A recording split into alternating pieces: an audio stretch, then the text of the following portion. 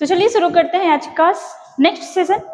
Previous session में हम लोग अनुसूची देखे थे, फिर भाग देखे थे, और आज शुरू करते हैं आर्टिकल से संबंधित कुछ इंपॉर्टेंट क्वेश्चन, जहां पे आज हम लोग शुरू करेंगे भाग 1 से रिलेटेड आर्टिकल। ठीक है, आपको याद आ रहा होगा कि भाग 1 में हम लोग पढ़े थे। भाग 1 में ये पढ़े थे कि दिया हुआ था कि भारत में कितने राज्य और संघ है, और भाग 1 से रिलेटेड कुछ अनुच्छेद भी थे, कुछ आर्टिकल्स भी थे। और कौन सा अनुच्छेद था? वो था आपका 1 से 4 तक। देखो, आपको थोड़ा सा याद आ रहा होगा अगर तो अनुसूची 1 में भी हम लोग क्या पढ़े थे, तो भारत में कितने राज्य और संघ है, उनका क्या क्राइटेरिया है ना। दूसरे में भी पढ़े थे कि, दूसरे में नहीं मतलब भाग 1 में पढ़े थे, अनुसूची 1 में पढ़े कि भारत में कितने राज्य और संघ है। भाग 1 में भी यही पढ़े थे कि भारत में कितने राज्य और संघ है, मतलब राज्य और संघ से संबंधित फैक्ट्स पढ़े थे वो दोनों में।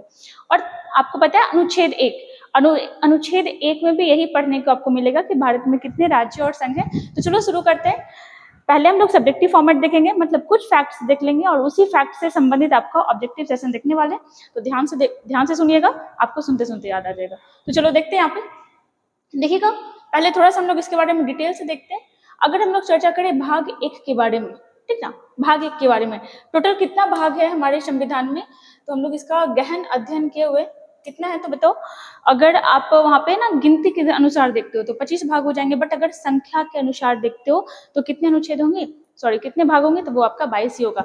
पहला भाग किससे संबंधित है, तो पहला भाग जो संबंधित है वो है आपका भाग पहला। ये किससे संबंधित है, तो ये संबंधित है राज्य और संघ से, राज्य और संघ से। ठीक ना, पहला भाग जो है ये किससे संबंधित है, तो राज्य और संघ से। देखो भाग 1 क्या बोलता है, ठीक है, भाग 1 आपका क्या बोल रहा है, चलो ये विजिबल होगा ये कलर। भाग 1 क्या बोलता है, भाग ये बोलता है इंडिया दैट इज भारत। ठीक है, भाग 1 क्या बोल रहा है अपना, भाग 1 बोल रहा है India that is Bharat, that is Bharat. ठीक है, shall be a union of a state, a union, shall be a union of a state, union of state.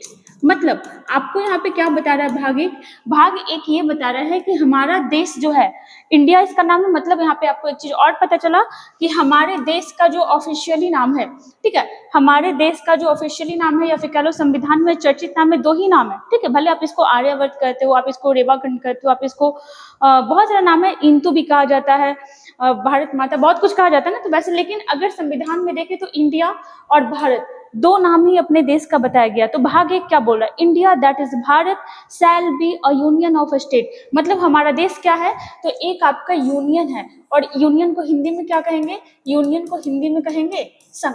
ठीक है, यूनियन को हिंदी में क्या कहेंगे, तो इसे कहेंगे संघ। भाग 1 से आपको किस किस बात की जानकारी मिलती है, तो भाग 1 से आपको इस बात की जानकारी मिलती है कि आपका जो देश है इसका नाम क्या है, इसका नाम है इंडिया, इसका नाम क्या है भारत, और आपके देश का स्वरूप कैसा है, आपके देश का जो है स्वरूप कैसा है, तो यह है आपका यूनियन, यह है आपका संघ। तो भाग 1 से आपको ये पता चला। भाग 1 से रिलेटेड कौन कौन से आर्टिकल आते हैं, तो 1 से 4 आर्टिकल आता है। चलो हम लोग देखते हैं कि आर्टिकल में क्या क्या संबंधित है। तो जो पहला अनुच्छेद है ये क्या बोल रहा है, जो पहला अनुच्छेद है ये बोल रहा है सेम चीज, इंडिया, इंडिया यानी भारत, इंडिया यानी भारत राज्यों का क्या होगा, तो भारत का संघ होगा। ठीक है, क्या बता रहा है, भारत का संघ होगा। और इसी में कहा जाता है कि भारत संघ के राज्य क्षेत्र अनुसूची प्रथम में दिए गए हैं। याद आ रहा है आपको, प्रथम अनुसूची में हम लोग क्या पढ़े थे कि भारत में कितने राज्य और संघ है। तो अनुच्छेद पहला में भी कहा गया कि इंडिया यानी भारत राज्यों का एक संघ होगा, और अनुच्छेद 1 में भी यही कहा गया, भारत संघ में, मतलब भारत जो संघ है, भारत जो यूनियन है, इसमें इसके राज्य क्षेत्र में, इसके एरिया में, इसके टेरिटरी में जितने भी राज्य हैं उसका एक्सप्लेनेशन कहाँ दिया गया है, तो उसका एक्सप्लेनेशन दिया गया है अनुसूची प्रथम में। अब देखो यहाँ पे किस टाइप का सवाल आता है कि आप जो राज्य क्षेत्र बोल रहे हो इसमें क्या क्या आ सकता है।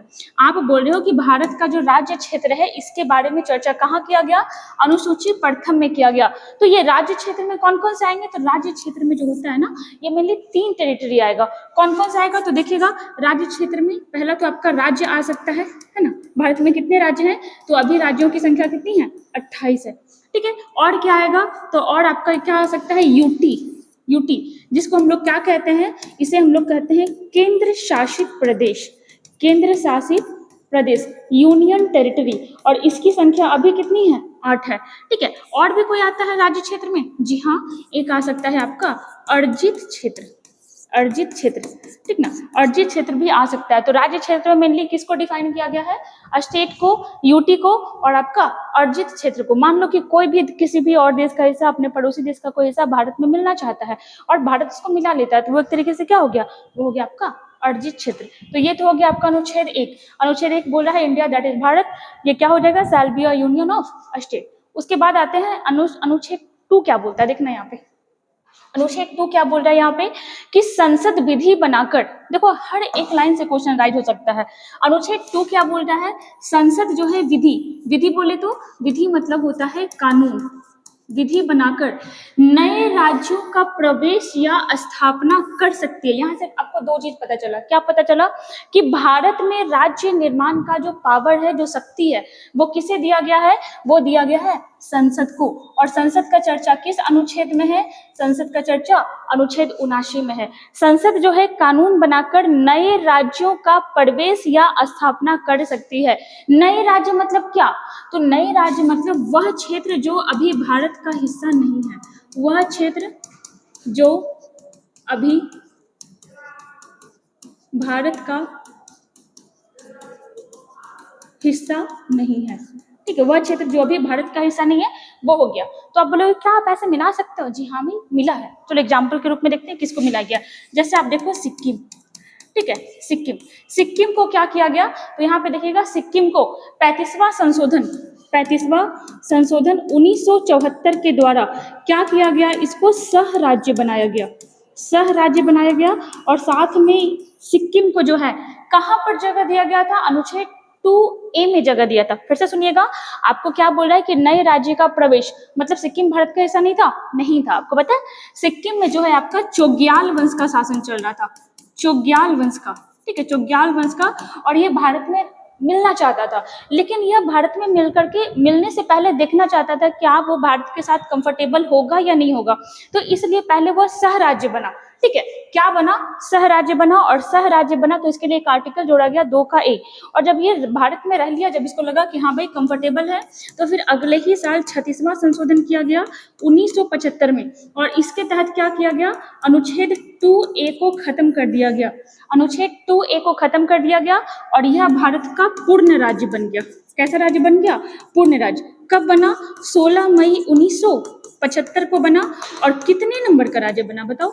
तो ये आपका भारत का 22वें नंबर का राज्य बना था। तो ये हो गया ना। और सिर्फ सिक्किम ही नहीं, पता है आपको, सिर्फ सिक्किम ही नहीं, बहुत सारे राज्य, जैसे आप देख लो आपका जो गोवा है, ठीक है, आपका जो गोवा हो गया, पुदुचेरी हो गया, पुदुचेरी, ठीक ना, इसको पौंडीचेरी भी कहा जाता था, अब नाम चेंज हो गया। दमन द्वीप कह लो आप, दमन द्वीप, ठीक ना। और एक और हो जाएगा, आपको बताओ कौन सा होगा? एक और होगा दादर नागर हवेली। दादर नागर हवेली जो है, ये सारा आपका क्या था? तो ये सारा भारत का हिस्सा नहीं था, मतलब ये सब आपका अभी भी दूसरे का उपनिवेश बना हुआ था। गोवा, और गोवा जो था आपका पुर्तगाली का बना हुआ था ना, ऐसे ही आपका पुदुचेरी जो फ्रांसीसी का बना हुआ था। तो ये सारा उपनिवेश बना हुआ था। आगे जाकर के ये सब क्या हुआ? तो अनुच्छेद 2A के माध्यम से क्या किया गया? भारत में मिलाया गया, ठीक ना। चलो ये चीज हुआ। आते हैं अनुच्छेद 3 में। देखिएगा अनुच्छेद 3 क्या बोल रहा है आपसे, पढ़ना सेंटेंस को। सेंटेंस ये बोल रहा है ना अपना, संसद विधि बनाकर भारत संघ के राज्यों का पुनर्गठन कर सकती है। कंफ्यूज नहीं होना, वहां पे क्या बोल रहा था कि किसी दूसरे क्षेत्र को भारत में मिला सकती है, प्रवेश दे सकती है, स्थापना कर सकती है। और यहाँ पे क्या बोल रहा है कि संसद विधि बनाकर, ठीक है, ये दोनों शब्द आपको समझ में आ रहा होगा। भारत संघ के राज्यों का, भारत संघ के राज्यों का मतलब जो भारत के संघ में है अभी, है ना, उसका क्या कर सकती है? उसका पुनर्गठन कर सकती है। मतलब पुनर्गठन कहने का मतलब क्या हो गया? पुनर्गठन कहने का मतलब हो गया कि जो भी क्षेत्र है उसमें कुछ भी बदलाव कर सकती है, किसी भी क्षेत्र को जोड़ सकती है, किसी भी क्षेत्र को तोड़ करके अलग अलग सेपरेट कर सकती है, नाम चेंज कर सकती है, एरिया चेंज कर सकती है। समझ पा रहे हो? जैसे देखो आपका बिहार से झारखंड अलग हुआ, बिहार से झारखंड अलग हुआ ना, तो बिहार भारत का एरिया था, और भारत का एरिया था तो डिवीजन करके क्या कर दिया गया? एक इसका पुनर्गठन करके क्या कर दिया गया? एक नया राज्य बना दिया गया। आप देखते हो कि आंध्र प्रदेश से तेलंगाना अलग हो गया, आप देखते हो कि किसी भी राज्य का नाम चेंज हो रहा है, किसी भी राज्य का नाम चेंज हो रहा है, जैसे केरला का नाम क्या हो गया, केरलम हो गया, किसके थ्रू हुआ, तो अनुच्छेद 3 के तहत हुआ। तो आप याद रखना, किसी भी राज्य का क्षेत्र चेंज हो सकता है, किसी भी क्षेत्र को बड़ा छोटा नाम चेंज जो होता है वो सारा का सारा किस अनुच्छेद के माध्यम से होता है, 3 के माध्यम से। किसके पास अधिकार है, किसके पास पावर है करने का, संसद के पास है ना। तो यहाँ पे आप इस चीज को याद रखिएगा, संसद विधि बनाकर भारत संघ के राज्यों का क्या कर सकती है, तो ये आपका पुनर्गठन कर सकती है। क्या कभी की है, हाँ भाई बहुत बार की है। चलो देखते हैं, जैसे एमपी से देखो, एमपी से किसको अलग किया गया, एमपी से अलग किया गया छत्तीसगढ़ को। और भी देखो, यूपी से अलग किया गया किसको, उत्तराखंड को। उस समय उत्तरांचल नाम था, बाद में उत्तराखंड किया गया। जैसे देखो, अपने बिहार से दक्षिणी भाग को सेपरेट करके झारखंड बना दिया गया। और बताओ, आंध्र प्रदेश से अलग करके क्या बनाया गया, आंध्र प्रदेश से अलग करके बनाया गया तेलंगाना। तो ये सारा का सारा किस अनुच्छेद के तहत हो रहा है, अनुच्छेद 3 के तहत हो रहा है। एमपी से छत्तीसगढ़ कब अलग हुआ, तो 1 नवंबर 2000 ईस्वी को। ये कब हुआ, ये हुआ 9 नवंबर 2000 ईस्वी को। और ये हुआ आपका 15 नवंबर 2000 ईस्वी को। और ये हुआ आपका 2 जून 2014 ईस्वी को। तो यहाँ पे आप देख लिए, ये हो गया आपका अनुच्छेद 3। चलिए आगे आते हैं। देखिएगा यहाँ पे एक इससे रिलेटेड संशोधन देखिएगा। ये जो 5वां संशोधन 1955 में हुआ था, ठीक है, 5वां संशोधन 1955 में हुआ था। इसमें क्या कहा गया, देखो ये जो सारा पढ़ रहे हो ना कि अनुच्छेद 2 ये कह रहा है, 3 ये कह रहा है, ये आपका 1950 में ही हो गया था, जब अपना संविधान लागू हुआ था ना, उसमें ये चीज लिखा हुआ था। फिर समय के अनुसार जो आपका कुछ सिचुएशन ऐसा बना, तो 5वां संशोधन किया गया। कब किया गया, 1955 में।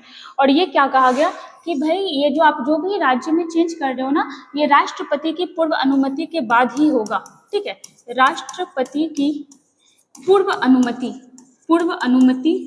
से ही होगा, ठीक है, पूर्व अनुमति से ही होगा, ठीक ना। और एक चीज और कहा गया, बोला कि संबंधित राज्य से क्या किया जाएगा, राय मांगा जाएगा। संबंधित राज्य से क्या मांगा जाएगा, तो राय मांगा जाएगा, ठीक ना। इस चीज को याद रखिएगा, ये 5वां संशोधन 1955 में कहा गया। अनुच्छेद 4 में देखिएगा, अनुच्छेद 4 क्या बोलता है, अनुच्छेद 4 बोलता है कि संसद अगर अनुच्छेद 2 और 3 के तहत कोई विधि बनाती है, अभी आप देख रहे हो ना, 2 में भी लिखा हुआ था, 3 में भी लिखा हुआ था कि संसद विधि बना करके ये कर सकती है, वो कर सकती है। तो यहाँ पे देखो, यहाँ पे ये कह रहा है, 4 कहता है कि संसद अगर अनुच्छेद 2 और 3 के तहत कोई विधि बनाती है तो वो संविधान संशोधन के बाहर माना जाएगा। मतलब अगर कोई भी राज्य में कुछ भी बदलाव करना चाहती है तो उसके लिए संविधान संशोधन करना जरूरी नहीं है। इस लाइन को याद रखिएगा कि अनुच्छेद 2 और 3 के तहत कोई भी नया कानून बनाया जाता है तो कोई जरूरी नहीं है कि उसमें संविधान संशोधन करना ही पड़े। वैसे संविधान संशोधन का चर्चा किस अनुच्छेद में है, तो यह है आपका 368 में। अगर भाग पूछता है तो भाग हो जाएगा 20 में। अगर पूछता है कहाँ से लिया गया है तो ये हो जाएगा आपका साउथ अफ्रीका से लिया गया है। अब देखो प्रभावित, यहाँ पे क्वेश्चन बन सकता है कि जब आप अनुच्छेद 4 में या फिर अनुच्छेद 2 और 3 में कोई भी बदलाव होता है तो इसके साथ साथ किस अनुसूची में चेंज होगा, अनुसूची का बात हो रहा है, ठीक है। तो ये हो जाएगा आपका 1 और 4 में, 1 और 4 अनुसूची जो होता है ये प्रभावित होता है। अनुसूची प्रभावित होता है कब, जब अनुच्छेद 1, 2, 3 में कोई भी बदलाव आएगा तो साथ में और भी कौन प्रभावित होता है, तो ये होता है आपका अनुसूची 1 और 4। अब आप यहाँ पे इसको ध्यान से सुने हो। अब हम लोग इसी से रिलेटेड एमसीक्यू करते हैं, चलो देखते हैं। यहाँ पे देखिएगा आपका क्वेश्चन फर्स्ट क्या बोल रहा है, देखिएगा आपका क्वेश्चन फर्स्ट क्या बोल रहा है, पढ़िएगा क्वेश्चन को। अभी हम लोग जो भी आपका देखें एक्सप्लेनेशन फॉर्म, इसी से आपका क्वेश्चन बनेगा। देखिएगा क्वेश्चन फर्स्ट क्या बोल रहा है, भारतीय संविधान के भाग 1 में कौन सा अनुच्छेद है। अभी हम लोग देखें ना कौन सा अनुच्छेद है, तो ये हो जाएगा आपका 1 से 4, अनुच्छेद 1 से 4, है ना। चलो नंबर 2 पे आते हैं। नंबर 2 पढ़ना क्या बोल रहा है, 1956 राज्य पुनर्गठन अधिनियम द्वारा कितने राज्यों और केंद्र शासित प्रदेशों की स्थापना की गई थी। ठीक है, आपसे क्या पूछ रहा है कि कितने राज्यों को केंद्र शासित प्रदेश बनाया गया, सॉरी कितने क्षेत्र को राज्य बनाया गया और केंद्र शासित प्रदेश बनाया गया था। तो देखिएगा पहले तो हुआ क्या ना कि जैसे ही हम लोग का भारत का डिवीजन हो गया, स्वतंत्रता मिल गया, तो बहुत सारे राज्य का मांग होने लगा कि भाई हमारे भारत का ना राज्य ऐसा होना चाहिए, वैसा होना चाहिए।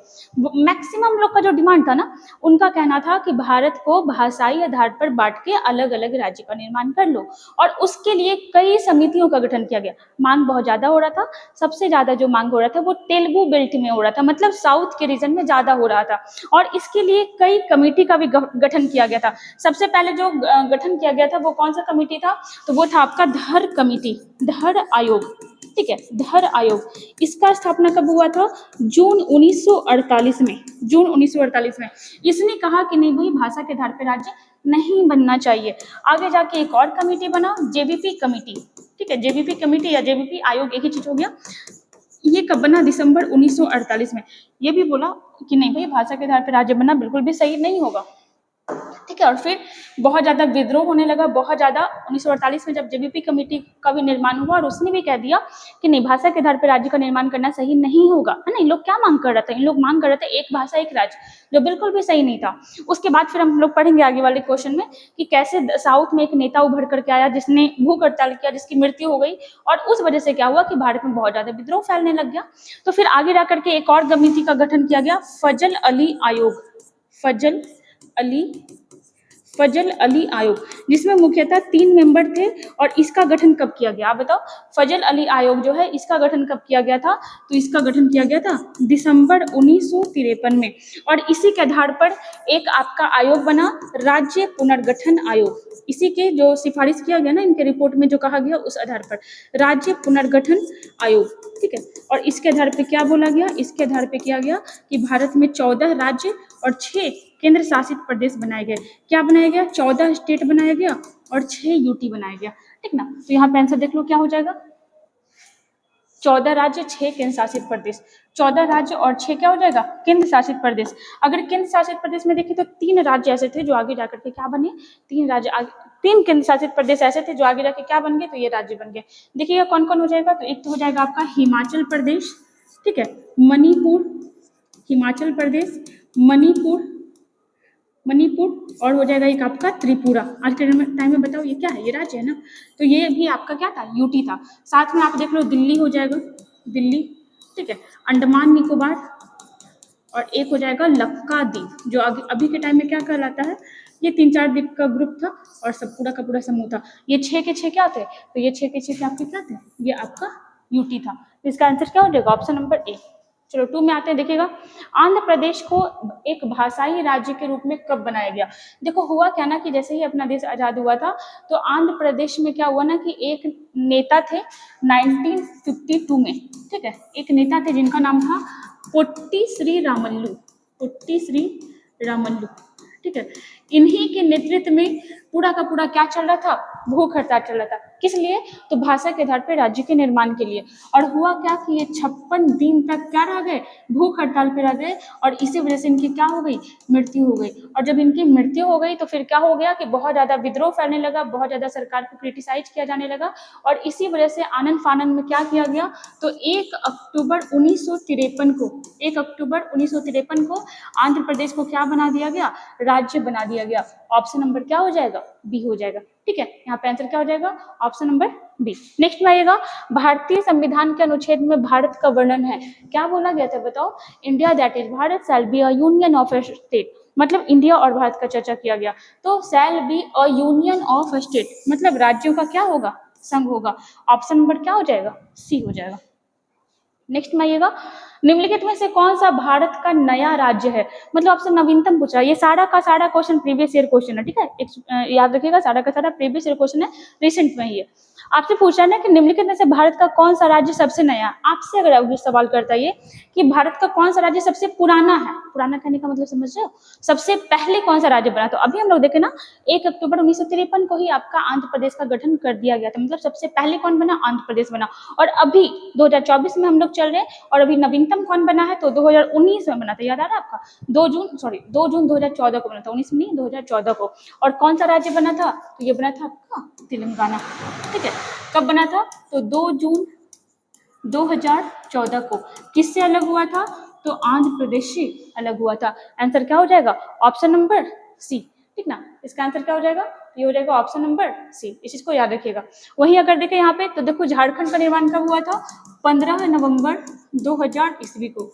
ठीक है, उत्तराखंड का निर्माण कब हुआ था? 9 नवंबर 2000 ईस्वी को। और मिजोरम का निर्माण कब हुआ था? मिजोरम का जो निर्माण हुआ था ये कब हुआ था? 1987 में। ठीक है, चलिए आगे आते हैं, देखिएगा दमन और दीव, दमन और दीव देखिएगा, दमन और दीव तथा दादरा और नागर हवेली केंद्र शासित प्रदेश को एक ही केंद्र शासित प्रदेश कब बनाया गया? पहले दोनों सेपरेट था, पता है आपको? पहले दोनों सेपरेट था और दोनों को जब मर्ज कर दिया गया तो केंद्र शासित प्रदेश की संख्या अब कब हो गई है? तो 8 हो गई है। और इसको कब मिलाया गया था? तो 26 जनवरी 2020 को मिलाया गया था। कब मिलाया गया था? 26 जनवरी 2020 को। अगर बात करें कि दोनों का दोनों जो दमन और दीव है और दादर नागर हवेली है, ये किसका गुलाम था, किसका उपनिवेश बना हुआ था? तो ये उपनिवेश बना हुआ था किसका? पुर्तगाली का। किसका बना हुआ था? पुर्तगाली का। दमन और दीव जो है, ठीक है, ये कब आजाद हुआ था? तो ये आजाद हुआ था आपका 1961 में। ठीक है, ये कब आजाद हुआ था? 1961 में गोवा के साथ। और ये कब आजाद हुआ था? तो ये हो जाएगा 1954 में। इसका आंसर क्या हो जाएगा? Option number C. नेक्स्ट में आते हैं, देखना यहाँ पे, निम्नलिखित में से कौन सा धर आयोग का जनादेश था? धर आयोग जो 1948 में बना था, इसके बारे में बोल रहा है कि ये क्या बात कर रहा था। तो देखो, ये राज्यों का भाषाई आधार पर, ठीक है, देखते हैं क्या बोलता है। सिफारिश करने के लिए कि क्या राज्यों को भाषाई आधार पर पुनर्गठित किया जा सकता है, साफ आंसर दिख रहा है, बाकी से ऑप्शन आप पढ़ लो। राज्यों के वर्गीकरण का अध्ययन करना, सिफारिश करने के लिए कि क्या राज्यों को भाषाई आधार पर पुनर्गठित किया जा सकता है, केंद्र राज्य संबंध, ये तो बिल्कुल भी नहीं होगा। जांच के लिए कि क्या मद्रास शहर को आंध्र प्रदेश में स्थानांतरित किया सकता है, बिल्कुल भी नहीं। ऑप्शन नंबर क्या हो जाएगा? नेक्स्ट बात है, निम्नलिखित में से कौन भाषाई आधार पर राज्यों के पुनर्गठन के लिए गठित जेवीपी समिति का सदस्य नहीं था? आपको पता है यहाँ पे जो आप जेवीपी देख रहे हो ना, ये अपने आप में नाम है, ठीक है, ये नाम का शॉर्ट फॉर्म है। कैसे? तो चलो देखते हैं यहाँ पे, जेवीपी, जे फॉर हो गया आपका जवाहरलाल नेहरू, जवाहरलाल नेहरू, ठीक ना। उसके बाद फिर देखो भी फॉर हो जाएगा वल्लभ भाई पटेल, वल्लभ भाई पटेल, ठीक ना। और आपका पी फॉर हो जाएगा पट्टाभी सीतारमैया, पट्टाभी सीतारमैया। तो ये 3 मेंबर ही थे, ठीक है, ओनली 3 मेंबर ही थे। और बहुत बार मैं आपको बताया है कि जहाँ पे 3 नाम आ जाता है ना, वहाँ पे वो आंसर हो जाएगा। और यहाँ पे आंसर क्या हो जाएगा? Option number D, potty Sriramulu कोई नेता नहीं था, मतलब इसमें रिलेटेड कोई नेता नहीं था। इसमें मेनली यही 3 आदमी आएंगे, बाकी का तीनों क्या हो जाएगा? आंसर हो जाएगा। इसका गठन कब हुआ था? तो दिसंबर 1953 में।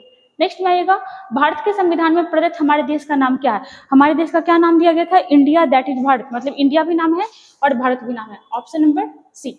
नेक्स्ट में आएगा, नए राज्यों के प्रवेश या स्थापना के लिए संविधान किसे सशक्त बनाता है? संविधान किसको पावर दे रहा है कि हाँ भाई तुम ही राज्य बनाओगे? तो किसको पावर दे रहा है? ऑप्शन नंबर सी, संसद को ये पावर दे रहा है ना, 2 और 3 के तहत। नेक्स्ट में आइएगा, 1974 का संविधान संशोधन निम्नलिखित में से किस राज्य से संबंधित है? किससे संबंधित है बताओ? अभी हम लोग देखे थे ना कि इसको पहले सह राज्य बनाया गया, उसके बाद फिर आगे जाकर के ये क्या बना था? तो राज्य बना था। चलो अगर देखते हैं अरुणाचल प्रदेश, तो ये आपका इसका निर्माण कब हुआ था? 1987 में। नागालैंड के बारे में देखें तो इसका निर्माण कब हुआ था? 1963 में। मिजोरम के बारे में देखें तो इसका निर्माण कब हुआ था? 1987 में। ऑप्शन नंबर क्या हो जाएगा? सिक्किम। ये पहले 35वें संविधान संशोधन के तहत सह राज्य बना, है ना। उसके बाद 36वां संविधान संशोधन के तहत क्या हुआ? पूर्ण राज्य बन गया था। भारत का 22वां राज्य बना था 16 मई 1975 ईस्वी को। नेक्स्ट में आते हैं, आंसर क्या हो जाएगा? Option number C, sorry B. Next में ना, स्वतंत्रता के समय भारत में कितनी रियासत थी? ठीक है, देशी रियासत के बारे में सवाल कर रहा है। हमारा देश जब आजाद हुआ था तो भारत में जो भी देशी रियासत थे उनको 3 ऑप्शन दिया था कि भाई या तो आप भारत में मिल जाओ, या फिर आप पाकिस्तान में मिल जाओ, या फिर आप स्वतंत्र भी रह सकते हो। और टोटल लगभग कितना रियासत था? 565 रियासत था। टोटल लगभग कितना रियासत था बताओ? तो टोटल आपका जो था ये 565 रियासत था, ठीक है, 565 रियासत था। इसमें से जो 539 रियासत था, ठीक है, कितना? तो इसमें से जो 539 रियासत था ये किस में मिल गया?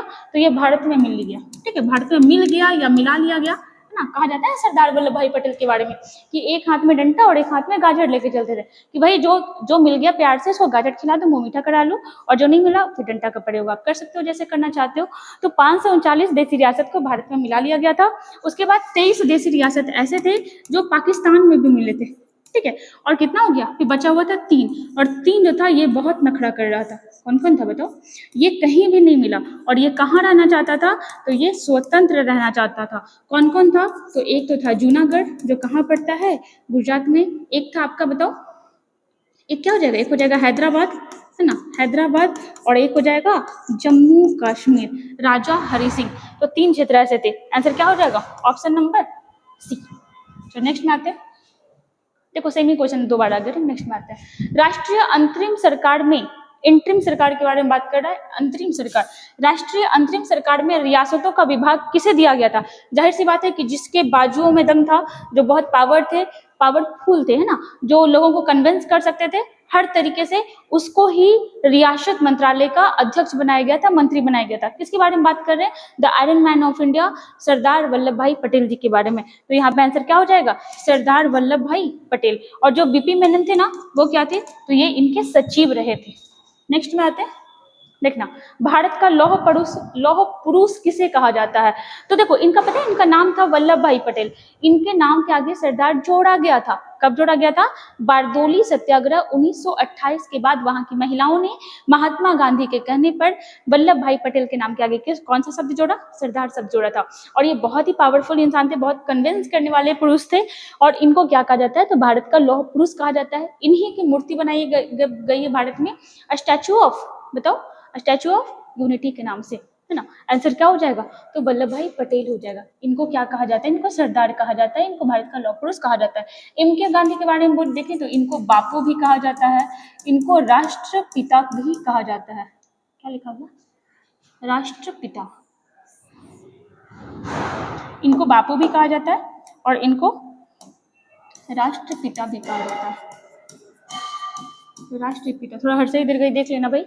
बाल गंगाधर तिलक, देखो ये बहुत ही अच्छे पर्सनालिटी वाले पुरुष थे, अच्छे पर्सनालिटी वाले व्यक्ति थे। लेकिन अंग्रेज ना, आप देखो ना कि अंग्रेज तो यहाँ पे अपोजली शासन कर रहा था ना, तो इनको यहाँ के लोग कैसे अच्छे लगते? जैसे गणेश उत्सव इन्होंने शुरू किया था, शिवाजी उत्सव इन्होंने शुरू किया था। और ना गणेश उत्सव में, शिवाजी उत्सव में लोग क्या करते थे, भाला तलवार लेकर के निकलते थे, तो अंग्रेज उनसे उन लोग को देख के ना बहुत डर जाता था। तो अंग्रेज ने इनको एक नाम दिया था, ठीक है, क्या नाम दिया था? तो भारतीय अशांति का जनक किसे कहा था? तो बाल गंगाधर तिलक को कहा था। आपका काम है, आप बताओगे कि किसने कहा था। नेक्स्ट बात है जवाहरलाल नेहरू, इनको क्या कहा जाता है? तो इनको प्यार से चाचा नेहरू भी कहा जाता है। नेक्स्ट बात है, देखना यहाँ पे, निम्नलिखित में से कौन जम्मू और कश्मीर का शासक था जब भारत ने स्वतंत्रता प्राप्त की थी? जो हुआ था इन्हीं की वजह से हुआ था। अगर ये भारत के क्षेत्र में मिल जाती तो आज जो पीओके फंसा हुआ है ना, वो फंसा नहीं होता। कौन थे? तो ये थे राजा हरि सिंह, ठीक है। ये 1925 से शासन कर रहे थे और 1950 तक शासन किए थे। ये कहाँ के शासक रहे थे? तो जम्मू कश्मीर के शासक रहे थे, ठीक ना। चलिए आगे आते हैं, देखिएगा क्वेश्चन नंबर 17। क्वेश्चन 17 देखिएगा, किस वर्ष भारत और पाकिस्तान के बीच युद्ध नहीं लड़ा गया था? तो पाकिस्तान होता है ना कि जो दूसरे का बुरा करते रहता है, खुद ब खुद उसका बुरा होते रहता है, तो ये कभी अपना भला करना ही नहीं चाहा। ये क्या था ना, कुछ लोग हमारे समाज में भी ऐसे होते हैं जो अपना भला तो नहीं करना चाहेंगे, लेकिन हाँ आपका बुरा करने में, आपका बुरा सोचने में लगे रहते हैं दिन रात। तो ऐसा अपना पड़ोसी भी है और मेरे लिए पड़ोसी ऐसा होता भी है। तो किस वर्ष भारत और पाकिस्तान, मतलब आपको पता है जब हमारा देश आजाद हुआ 1947, भारत अपने नागरिकों को समेटने में लगा हुआ था, भारत अपने नागरिकों को मौलिक अधिकार देने में लगा हुआ था, डीपीएसपी देने में लगा हुआ था, भारत को संभालने में लगा हुआ था। ये क्या कर रहा था? तो ये आक्रमण करने में लगा हुआ था। 1947 में ये भारत पे पहली बार आक्रमण किया था, जिससे पीओके छीना गया हमारा। तो 19 देखो कब किया था, 1947 में किया, 1965 में किया, 1971 में किया जो बांग्लादेश का निर्माण हुआ था, है ना, और एक बार और किया है 1999 में, शायद आपको याद आ रहा हो, कारगिल का युद्ध, ठीक ना। तो ये तो प्रॉपर युद्ध हो गया, ये प्रॉपर वॉर हो गया। ऐसे तो भारत और पाकिस्तान के बीच झड़प बहुत बार हुआ, रिसेंट में भी आप सुने होंगे काला पानी विवाद जो हुआ था, बहुत बार हुआ था, लेकिन 4 बार प्रॉपर युद्ध हुआ है। इस चीज को याद रखिएगा। 1950 में कोई भी युद्ध नहीं हुआ था, ये 4 बार हुआ था युद्ध, ठीक है, इसको कारगिल युद्ध के नाम से जाना जाता है। नेक्स्ट में आइएगा, निम्नलिखित में से किस रियासत ने एक जनमत संग्रह के बाद भारत में शामिल होने का निर्णय लिया? पता है जो 3 रियासत था ना अपना, एक था जूनागढ़, एक था हैदराबाद और एक था आपका जम्मू कश्मीर। तो हैदराबाद तो भाई संपन्न था, तो वो स्वतंत्र रहना चाहता था, स्वतंत्र रहना चाहता था, पाकिस्तान और भारत दोनों में से किसी में नहीं मिलना चाहता था। लेकिन हाँ, अगर समझौता करने का बात आता था, अगर सपोर्ट करने का बात आता था, तो वो पाकिस्तान को ही सपोर्ट करता था, वो भारत को सपोर्ट नहीं करता था, ठीक है। तो इसलिए भारत लोग चाहते थे कि भाई, और ना है क्या ना, मैप रहता तो आपको दिखाते कि हैदराबाद जो है ना ये भारत के बीच में पड़ता था। तो इसीलिए किसी का स्टेटमेंट भी था कि हैदराबाद अगर भारत में नहीं मिलाएगा ना, तो ये एक ऐसा घाव है ना जो पूरे देश को बर्बाद कर देगा, पूरे शरीर को बर्बाद कर देगा। खैर हैदराबाद को मिलाया गया आगे जाकर के 17 सितंबर 1948 को ऑपरेशन पोलो के बाद। लेकिन जूनागढ़ जो मिलाया गया ना, जूनागढ़ मिलाया गया जनमत संग्रह के तहत। अब जनमत संग्रह क्या होता है? तो जन हो गया, मत हो गया, मतलब लोगों के मत के अनुसार, लोगों के विचार के अनुसार, उनकी इच्छा के अनुसार। तो हुआ क्या था कि जो जूनागढ़ है ये कहाँ पड़ता था? ये पड़ता था आपका गुजरात में। कहाँ पड़ता था? गुजरात में। यहाँ का जो शासक था, यहाँ का जो शासक था ये किस समुदाय से था? ये मुस्लिम समुदाय से था। नाम क्या था इसका? तो नाम था इसका महावत खां, महावत खां। और यहाँ का जो जनता था, यहाँ का जो जनता था वो मैक्सिमम जो जनता था, मैक्सिमम, ये कौन सा समुदाय का था? तो ये था आपका हिंदू। ठीक है। तो उसके बाद फिर क्या हुआ ना कि जो महावत खां था ये पाकिस्तान से बड़ा लंबा चौड़ा समझौता करके रखा हुआ था कि हाँ भाई टेंशन ना ले, हम तुम्हारे में ही मिलेंगे, हम पाकिस्तान में ही मिलेंगे। लेकिन फिर हुआ क्या कि यहाँ भारत में भी हो रहा था कि नहीं भाई इसको भारत में ही मिलाया जाए। यहाँ का जनता भी नहीं चाहता था कि हम पाकिस्तान का हिस्सा बने, इसलिए फिर आगे जाकर के क्या हुआ, 9 नवंबर 1947 को, ठीक है, कब? तो 9 नवंबर 1947 को क्या किया गया? भारत सरकार के द्वारा जूनागढ़ को क्या किया गया? भारत में मिला लिया गया, भारत में मिला लिया गया। लेकिन आगे जाकर के यहाँ पे 20 फरवरी 1948 को जनमत संग्रह भी कराया गया। ठीक है, जनमत संग्रह भी कराया गया जिसमें लगभग 2,01,457 वोट पड़ा था। और इन वोटों में ओनली 91 वोट ही था जो किसके सपोर्ट में पड़ा था? पाकिस्तान के सपोर्ट में, कि हाँ भाई हम पाकिस्तान में मिलना चाहते हैं। तो यहाँ पे देख लो कि रेशियो कितना कम है पॉजिटिव और निगेटिव का। इसके बाद फिर क्या किया गया कि जूनागढ़ को पूरी तरीके से कहाँ मिला लिया गया?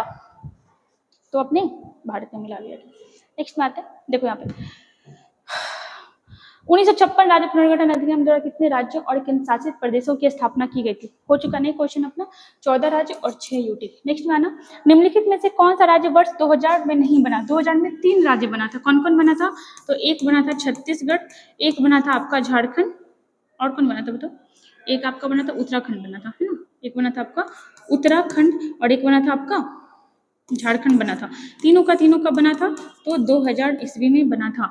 देखते हैं यहाँ पे क्या बात कर रहा है, तेलंगाना नहीं भाई, ये कब बना? तो ये बना था 2 जून 2014 को। तो आंसर यही हो जाएगा, बाकी का तीनों क्या हो जाएगा? बना था आपका कब? 2000 ईस्वी में। नेक्स्ट में आइएगा, उस ऑपरेशन का नाम बताएं जिसके कारण हैदराबाद राज्य को भारत में मिलाया गया। ऑपरेशन पोलो, है ना। ऑपरेशन पोलो जो चलाया गया था वो किसके बीच चलाया गया था? तो ये चलाया गया था किसके बीच? तो भारतीय सेना और किसके बीच? तो निजाम के बीच। किसके बीच? निजाम। अब बोलोगे कि निजाम कौन था भाई? तो हैदराबाद में जो शासन कर रहा था ना वो कौन था? वो निजाम ही था। और इस समय जो निजाम था वो कौन था? तो वो था उस्मान अली खां। ठीक है, कौन था? उस्मान अली खां, उस्मान अली खां। और ये क्या था? तो ये स्वतंत्र रहना चाहता था। ठीक है, ये स्वतंत्र रहना चाहता था, लेकिन इसको भारत में मिलाना बहुत जरूरी था। ये पाकिस्तान के साथ समझौता करता था, उसके साथ टेबल शेयर करता था, बट भारत के साथ नहीं करता था। और इसीलिए भारतीय सेना ने सैनिक वेशभूषा में आक्रमण कर दिया। और ये आक्रमण जो है, ये झड़प जो है 13 सितंबर से लेकर के कब तक चला? 13 सितंबर 1948। ठीक है, 13 सितंबर 1948 से कब तक चला? तो 17 सितंबर तक ये झड़प चलते रहा। और फाइनली जो जीत हुई ये किसकी हुई? ये भारतीय सेना की हुई। और फिर आपका 17 सितंबर के बाद 18 सितंबर 1948 को हैदराबाद जो है ये कहाँ मिला लिया गया? तो ये आपका मिला लिया गया भारत के क्षेत्र में। ठीक है, कहाँ मिला लिया गया? तो ये मिला लिया गया भारत के क्षेत्र में। आंसर क्या हो जाएगा? ऑपरेशन पोलो। नेक्स्ट में आते हैं, जम्मू और कश्मीर राज्य के विभाजन के बाद बने किस केंद्र शासित प्रदेश की अपनी कोई विधायिका? मतलब आपसे पूछा है कि वहां विधानमंडल नहीं है, वहां सीएम का चुनाव नहीं होगा, वहां विधानसभा का चुनाव नहीं होगा। कहाँ नहीं है? तो भाई लद्दाख में नहीं है। ठीक है, लद्दाख में नहीं है, कहाँ हो जाएगा? तो जम्मू कश्मीर में है। ठीक है, कहाँ है? तो जम्मू कश्मीर में है। तो देखो यहाँ पे ऑप्शन नंबर डी भी कट हो जाएगा, बाकी आप देखिएगा कि इसका आंसर क्या हो जाएगा। ठीक है, जम्मू कश्मीर। नेक्स्ट आइएगा, देखिएगा नेफा क्या है? तो नेफा बेसिकली अरुणाचल प्रदेश का पुराना नाम है। ठीक है, अगर बात करें अरुणाचल प्रदेश के बारे में तो देखिएगा 20 जनवरी 1972 को, ठीक ना, 20 जनवरी 1972 को अरुणाचल प्रदेश को एक यूटी बनाया गया, एक केंद्र शासित प्रदेश बनाया गया। ठीक है, 1972 में इसको क्या बनाया गया था? तो एक यूटी बनाया गया था। लेकिन आगे जाकर के 20 फरवरी 1987 को यह भारत का क्या बन गया? राज्य बन गया। कितने नंबर का राज्य बन गया? 24 नंबर का राज्य बन गया। ठीक है, तो ये किसका बात कर रहा है? तो यहाँ पे हम लोग बात कर रहे थे अरुणाचल प्रदेश के बारे में, जिसका पुराना नाम क्या था? पुराना नाम था NEFA, North East Frontier Agency. यहाँ पे देखो, देखो ये है North East Frontier Agency, option number C. Next में आते हैं राज्य पुनर्गठन आयोग के अध्यक्ष कौन थे? राज्य पुनर्गठन आयोग में 3 व्यक्ति था। कौन कौन था? तो एक था आपका फजल अली, ठीक है, फजल अली। एक था आपका के एम पनिक्कर, के एम पनिक्कर, ठीक है। और एक था आपका हृदयनाथ कुंजरू, हृदयनाथ कुंजरू, ठीक है। जिसमें से अध्यक्ष कौन था? बताओ अध्यक्ष कौन था? तो अध्यक्ष था आपका फजल अली, फजल अली। आंसर क्या हो जाएगा? Option number A. नेक्स्ट में आना, देखिएगा पुनर्गठन अधिनियम 1966 के निम्नलिखित में से किस धारा में चंडीगढ़ को एक केंद्र शासित प्रदेश के रूप में परिभाषित किया गया? चंडीगढ़ जो है ना, ये आपका एक यूटी भी है ना, यूटी भी है, पंजाब और हरियाणा का साझा राजधानी भी है, मतलब 2 प्रदेश की राजधानी भी है। और चंडीगढ़ के बारे में ये भी याद रखिएगा कि इसका जो वास्तुकार है वो ली कार्बूजियर है। कौन है? ली कार्बूजियर, ठीक ना। और धारा 4 के अकॉर्डिंग चंडीगढ़ को जो है परिभाषित किया गया है। किस आयोग की सिफारिश पर चंडीगढ़ का विभाजन हुआ था?